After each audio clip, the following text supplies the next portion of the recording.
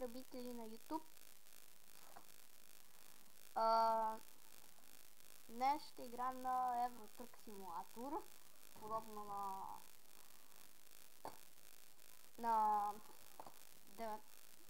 19 тръкоил. Не отваряй ги. Този клип го заснемам за втори път, защото първия път фейлнах, докато снимах и да, избирам Франция. Защо се обяснявам в следващия епизод.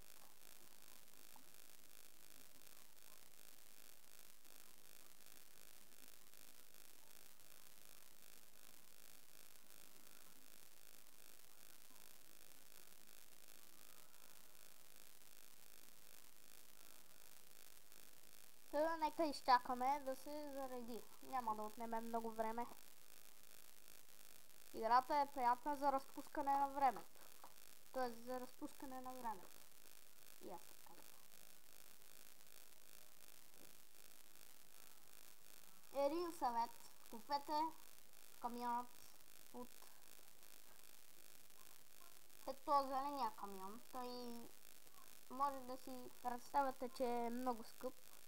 Но не е така. Ето този е много скъп. Ето тук са ви парите.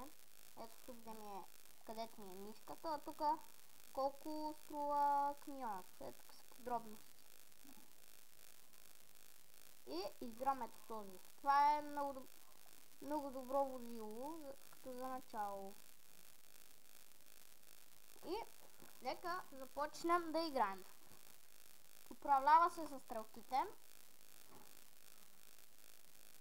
Аз съм си така, има да пускате ляв и десен мигач. Нека да имаше и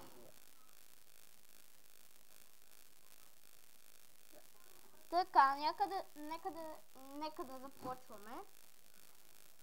Като натиснете M, отваряте карта.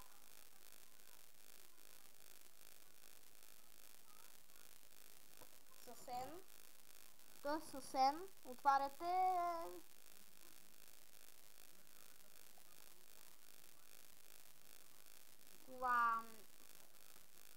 този мап.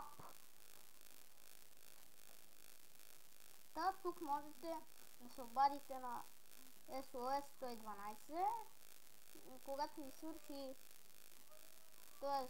ако ви са потрошил камиона, но аз може би го използвам и за... т.е. аз не съм го използвал, аз даже не знаех и за това. Видях го преди бая време.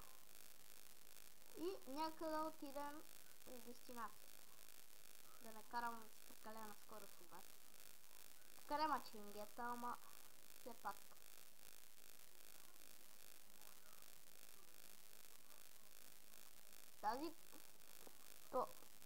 Този камион, добре, ама внимавайте да не таковате на червено, че има глоби. С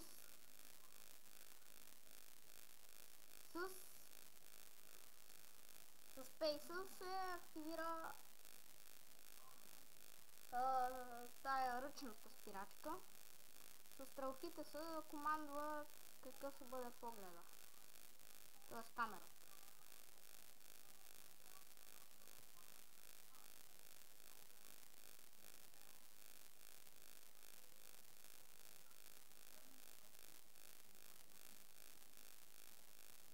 И ето тук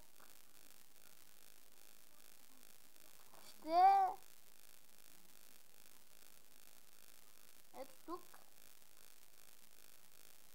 и отиваме на Job List.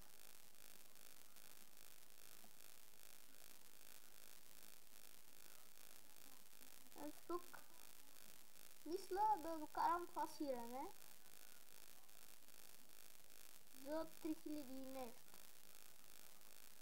И тук що осъзнах, че направих малка грешка. С 3 таковате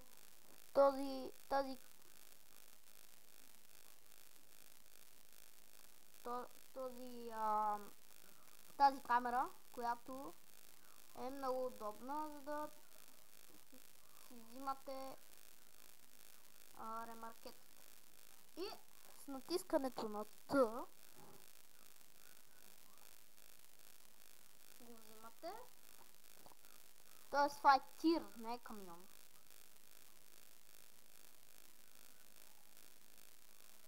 И тръгваме. Сега е удобно да си отворя големата карта, защото и така малко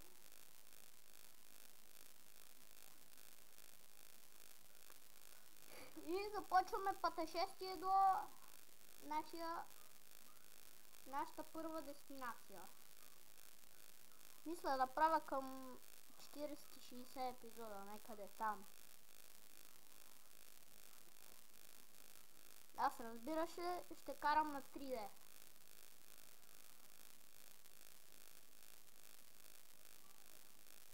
И за сега върви добре играта, но може би ще се наложи.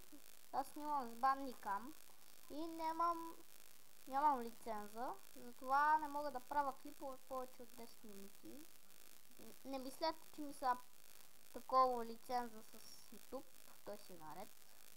Но нямам лицензираната игра и затова трябва да правя 2-3 епизода на пътешествието. И за сега сме 6-та минута.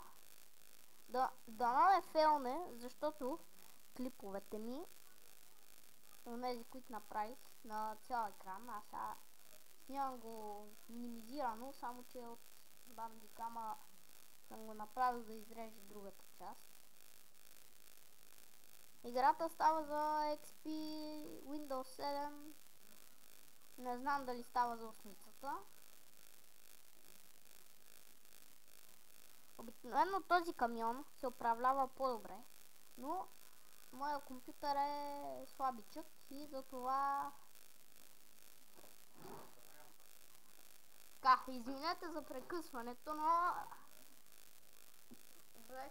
беше нарушено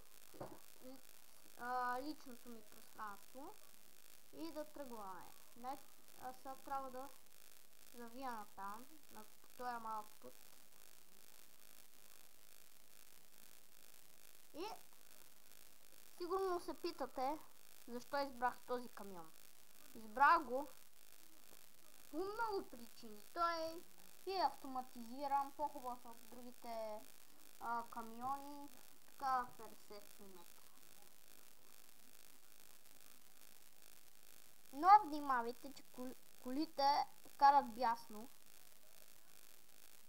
Добре, този бък е малко дразнещ, защото на мен сега все едно мигам и сега е удобен момент да ви покажа как се презарежда. И това е лесно. Отивате в такива, ето тук на синьото, и отивате на това. И първо трябва да изгасите това тирът с Е и после натискате Enter. И колкото го задържате, толкова гориво пращате. И току-що се напълни. Сега го включвам. И почти ни свърши времето, така че дай да дойда тук.